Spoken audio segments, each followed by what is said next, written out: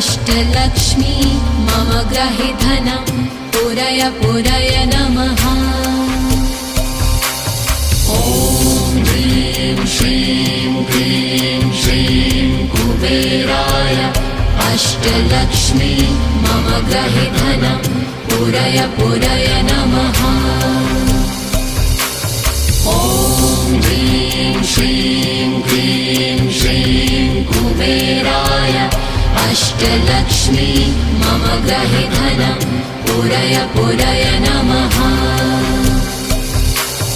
ॐ ह्रीं श्रीं क्लीं श्रीं कुबेराय अष्टलक्ष्मी मम ग्रहे धनं पुरय पुरय नमः।